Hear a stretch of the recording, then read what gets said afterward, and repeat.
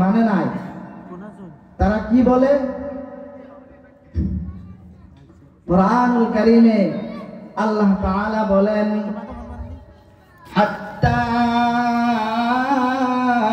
ইযা জাআ আহাদাহুমুল মাউত, নাফরমান বান্দা যারা আল্লাহর ইবাদত করে নাই, আল্লাহর গুণগান গায় নাই, তাদের সম্মুখে যখন মৃত্যু এসে হাজির হয়ে যায়, আজরাইল ফেরেশতা যখন এসে হাজির হয়ে যায়, ওই সময় ওই নাফরমান বান্দা আল্লাহর কাছে বলতে থাকে, ক্বালা রাব্বিরজিউন, আল্লাহ গো, এবার তো আমি দেখে ফেলছি, এবার তো আমার বিশ্বাস হয়ে গেছে। আজরাইলকে ভয়ঙ্কর অবস্থায় দেখে এবার আল্লাহর কাছে বলতে থাকে, রাব্বিরজিউন, আল্লাহ গো, আপনি আমাকে অল্প সময় দেন, দুনিয়াতে আর কয়েকটা দিন আমাকে থাকতে দেন। কেন কেন দুনিয়াতে থাকতে দিব?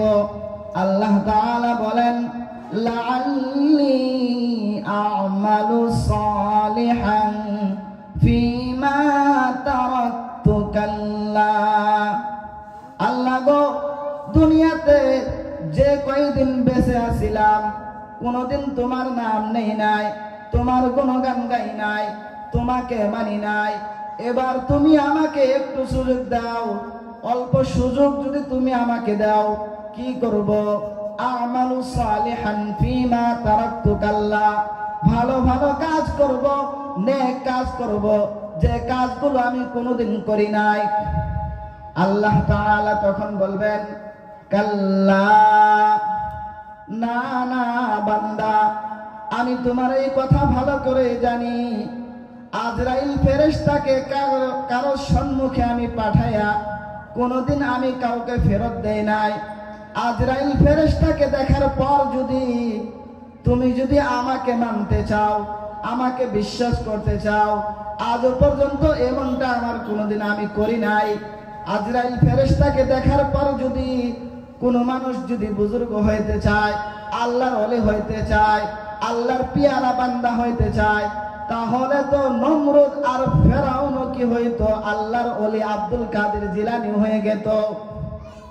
ফেরাউন যখন আজরাইল ফেরেশতাকে দেখে ফেলছে, এবার আল্লাহর কাছে বলতেছে, আমানতু বিল্লাহ, এবার আল্লাহর উপরে ঈমান আনতে শুরু করছে।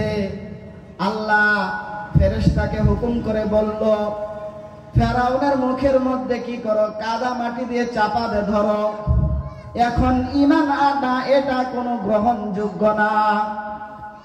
আজরাইল ফেরেশতা যখন এসে যায়, ওই সময় যদি কেউ বলে, এবার আমি আল্লাহ, তুমি আমাকে দুনিয়াতে ফিরে দাও, আল্লাহ গো, আমি এবার দুনিয়াতে যাই ভালো কাজ করব, যে আমলগুলো আমি করি নাই ওইগুলো আমি করব। আল্লাহ বলেন, কাল্লা ইন্নাহা কালিমাতুন হুয়া কাইলুহা, এটা তোমার কথার মুখের কথা, তোমার বলার কথা। আমরা যখন অসুস্থ হয়ে যাই, যখন বিমার হয়ে যাই, তখন কি হয়? বারবার আল্লাহকে ডাকতে থাকি। অ্যাক্সিডেন্ট হয়েছে, এবার আল্লাহকে ডাকতে থাকি। কোনো মুসিবতে পড়ছি, এবার আল্লাহকে ডাকতে থাকি।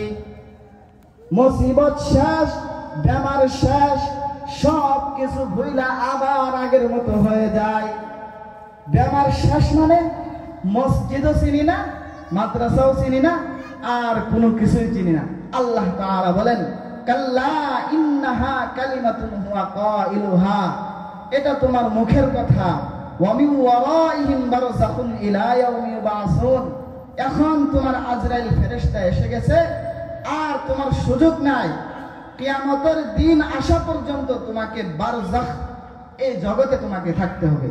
বারযাখ শব্দের অর্থ হলো পর্দা, আর কবর জগৎকে বারযাখের যুগ বলা হয়, যেহেতু এটা দুনিয়ার আখিরাতের মধ্যে পর্দা, এই জায়গাকে বারযাখ বলা হয়। তো যতক্ষণ পর্যন্ত